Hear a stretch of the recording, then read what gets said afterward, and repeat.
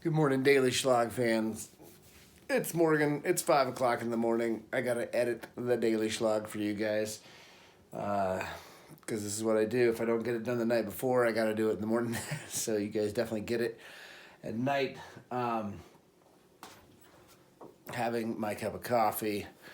Just got done reading the Bible.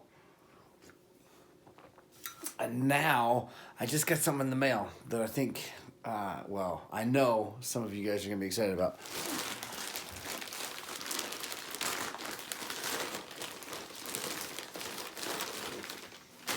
Aha!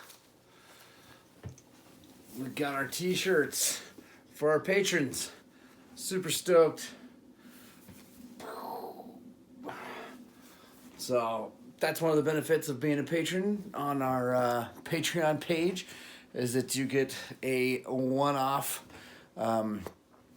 t-shirt showing your support for our channel that I so very much appreciate. Just an absolute ton.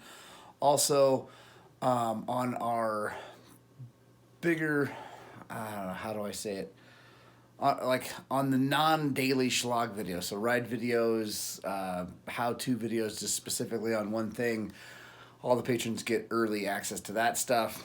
And then there'll be lots more benefits coming. Also, though, all of the patrons get a ride day with me. Come on out anytime, and I will show you around one of our local areas and give you the full nickel tour. So, all right, time to get to work.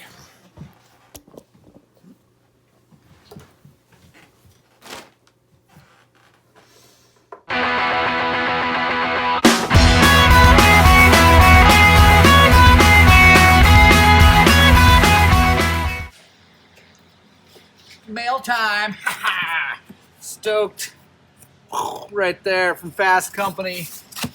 Oh, the boys at Fast take good care of me.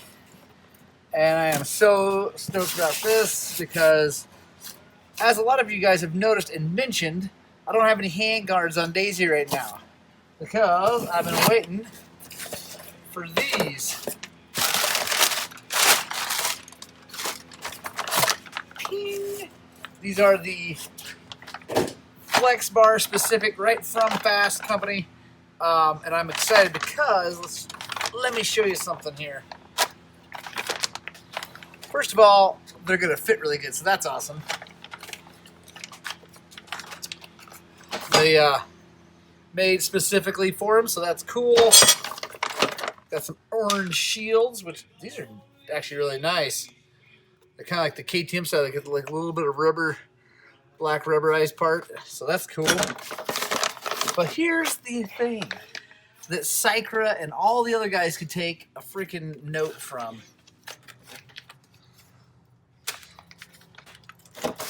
When you buy a set of Fast Company handguards, you get threaded inserts for the bars because the expandy things are stupid and they're terrible. So that is awesome. Now, Daisy already has threaded bar inserts in there because those bars came off my YZ, and so I already had those. But these things are awesome. So, and they come with a tap. So, like, what a deal is that, man?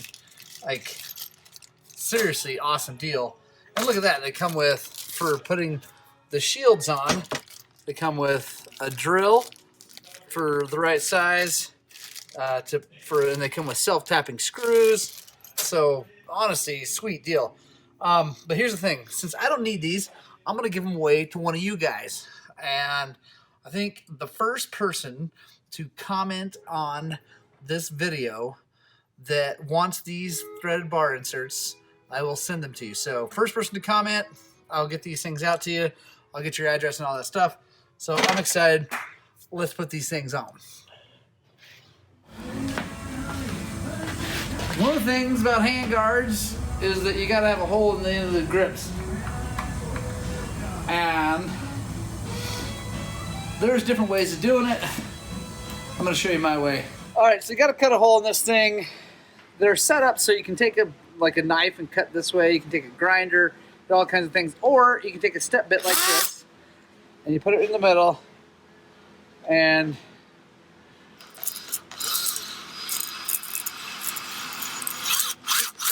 like that, with a nice sharp razor blade, it's easy to get the little extra bit of rubber, and there you go. Nice and smooth. I can see it through there. That works real nice. So, and you can get a step bit from, oh, you know, this is a Milwaukee one. I don't think it's very expensive. These are nice for lots of things, plastic or metal. So highly recommend getting a step bit just to have, and then also it's good for cutting these off. Sweet. So, as with all handguards, I like to, so I'm using my own bolts here. They're kind of short, but since I'm going to send someone the other threaded inserts, I figured I'll send them with the bolts, but these will work just fine. The cool thing is they've made these holes big enough to accept their larger bolt that goes into the actual thing. So let's see how these fit, because I've never actually installed these ever. These are relatively new for a Fast Company to have their own like this. Start that. Then, yes. Oh, these may be the best fitting handguards I've ever installed. What's that? Jason from WBS. Oh, here, yeah. All right, so these things fit better than any handguard I've ever put onto really any set of bars. You saw me put it, just no bending, no nothing. So that's awesome, because normally I run the Cycra Pro Bends or the center reach mounts. Center reach mount Pro, anyway. And those are awesome handguards, but they take a ton of work to get them to fit right. So these are freaking awesome.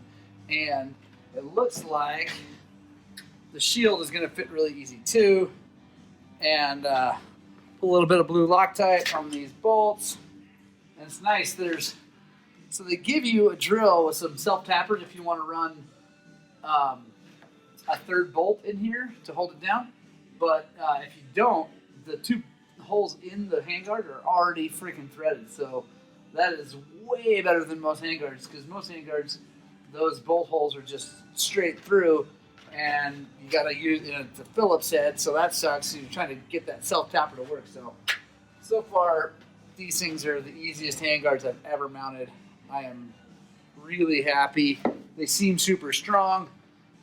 We'll obviously find out, because I will fall down, I'm sure. Wait. Hold on. Aha! That's for this. I was wondering what these were for, and I think I just figured it out. So, because these are countersunk screws, but there's not countersunk holes. Now, I'm figuring it out. I don't read directions. I'm like every other dude on earth. Start that. Go. Now they mount up real nice. Probably even stronger. Yeah, I like that a lot. So, let me just tell you a little bit about Fast Company and their Flexx bars. First of all, I love their Flexx bars. I've got them on all three of my motorcycles. See, I got them on Daisy, I got them on the YZ, and they're on my XR, which is over there. I love them. Now, I know there's the new Mako 360 thing out there, and I think that's probably an awesome product. I'm sure it's really good. I just really like Flexx bars a lot, and so I'm going to stick with those. And I don't know the Mako people at all, but I know the Fast Company guys. Cole is a friend, and he's really great. It's a small business run by a family full of people who ride dirt bikes. He's got kids that are racing and are really fast, and I just really, really like the company a lot. I also love their products. Their bars they've saved me a ton of pain and anguish because of beating myself up on motorcycles for so long. So yeah, I think they're awesome. So I'm gonna go ahead and I gotta take this grip off to get that on there, but go ahead and mount this thing up, and we'll take a look at how it looks when it's all done. I gotta go. She's mine, all mine. Let me show you guys something So when you're installing handguards onto a bike, I don't care if it's a 2-stroke or 4-stroke, fuel injected or not, but so you want the bar, let me see if that'll focus, hey, to stick out just like that, just a tiny bit past the grip, so that if you fall and it hits the handguard, it won't jam up against the throttle and stick it wide open. Just a little tiny tech tip there, because I've seen lots of these things get installed not like that, and when someone tips over, it wing, ging, ging, ging, ging, ging, ging, ging. Anyway, it's exciting. I got a girl, and she is so fine. When the sun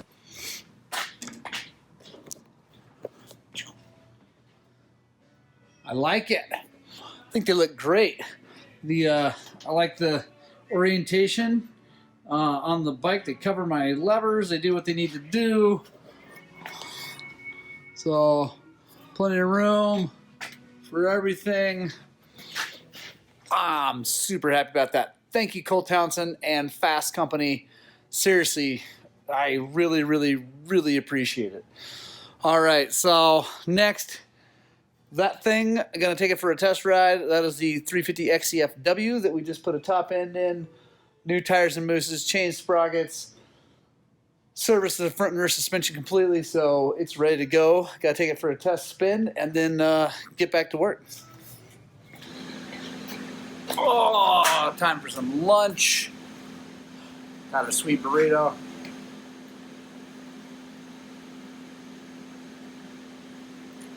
And I just got a call from my Western Power Sports rep, and I'm super stoked. They're going to be sending me a set of the brand new steel belted Sedonas. And I am not, or have not been, a huge fan of Sedonas in the past.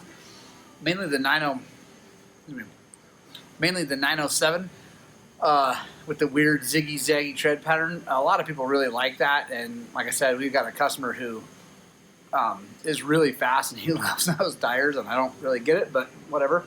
But the new steel belted tire is supposed to be a big deal because you can run really low tire pressure with it, and it's kind of made for tubeless guys, probably, is the idea.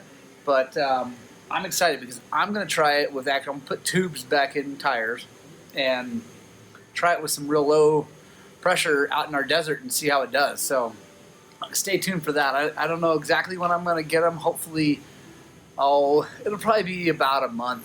My rep comes around about once a month, and so he might be out earlier. I don't know. We'll see what happens. But he's going to give me a set, so I'm going to have a full review on that. And I know I just went off about tires and how you should just try them out. So I am. That's exactly what I'm going to do. I'm going to try those tires out, see how they do, let you guys know what I think about them. I'm definitely going to say at the end that you should find out for yourself. But yeah, it's pretty exciting, actually. And I heard from Kinda USA, they're going to send me one of their brand new Washougal 3 fronts. So that should be here, I don't know, who knows. They're actually out and giving them to their sponsored riders right now. Media guys like me are lower down on the list, but I'm excited to try that out too. So yeah, pretty stoked. Some new stuff coming.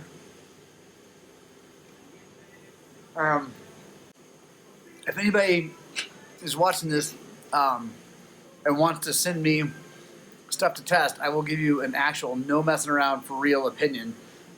Even if you give it to me for free, I'm going to tell you exactly what I think. And, if you think you have an awesome product, let me know. Hit me up at morgan@highland-cycles.com and let me know if you're interested in that. And I definitely, would love to have you guys sponsor an episode of the Daily Shlog or a full review series or whatever. And yeah, I'd love to give you honest reviews on the stuff you guys have.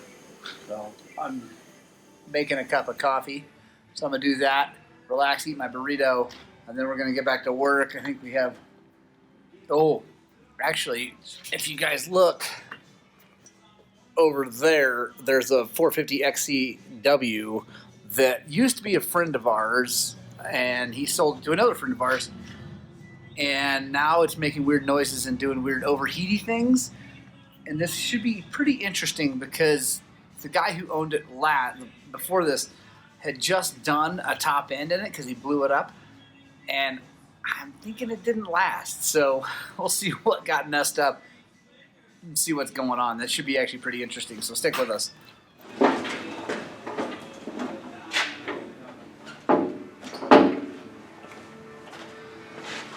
So 2016 450 XCFW, excuse me, and was owned by a customer of ours who blew it up in some water out in the Green River area, and he did his own top end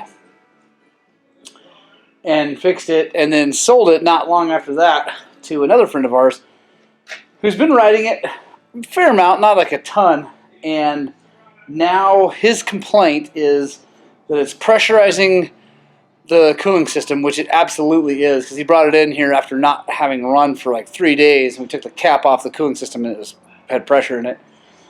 So that's, you know, I don't really need to verify that. But he also says it's making some weird noises, so we're going to fire it up and see what it sounds like.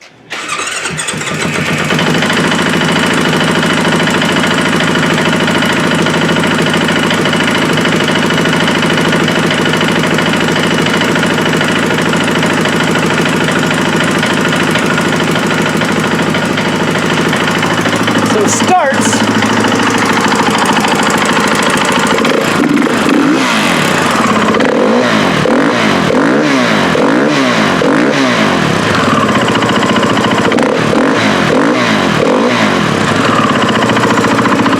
I saw some smoke, but maybe it's just run a little rich.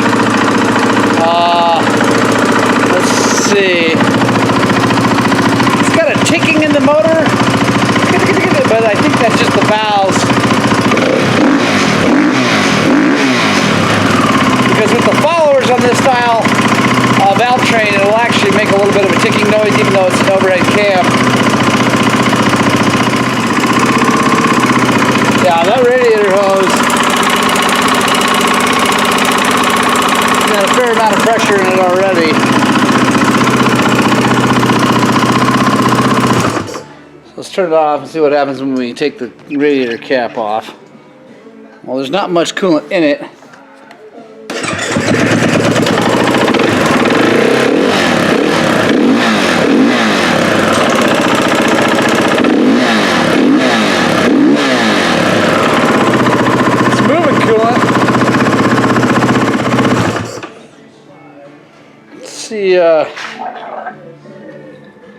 Hear that? So I have a sneaking suspicion that the head gasket's leaking.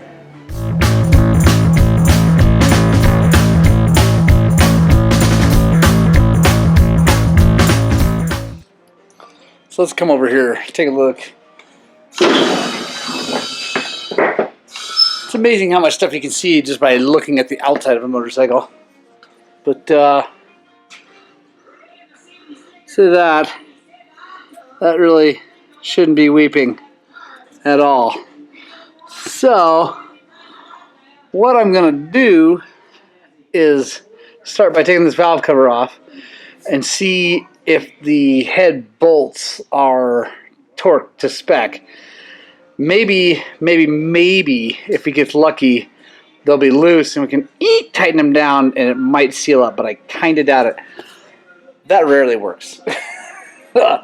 But you never know. It's always worth a shot because, you know, you got to take it apart, you know, whatever. So, yeah, I'm going to go ahead and take this off, get in there, and see what's going on.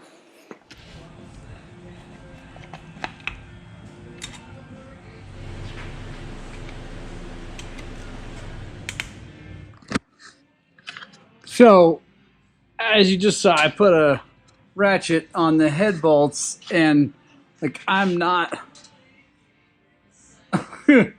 that's turning it.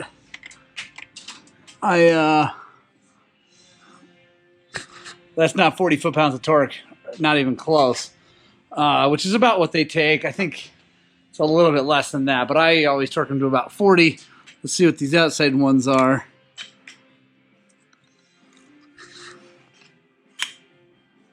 Not very tight either.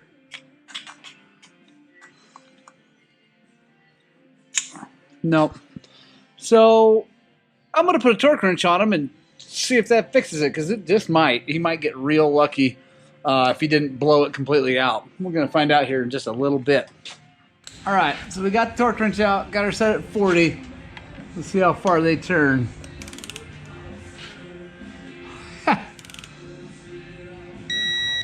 Quite a bit.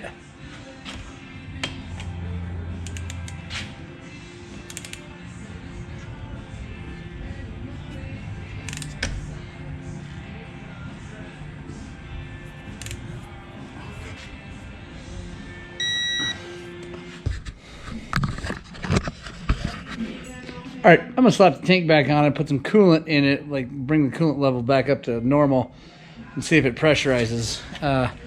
Usually once the head gasket is compromised, you gotta take it off and put a new one on there, but it's always worth a shot just in case. All right, so I tightened down the head bolts. They had a roughly 10 foot-pounds of torque on them. I tightened them down to 40, started the thing up, ran it till I got nice and hot, got the fan turned on and everything, and I think everything's good. I think super duper lucky.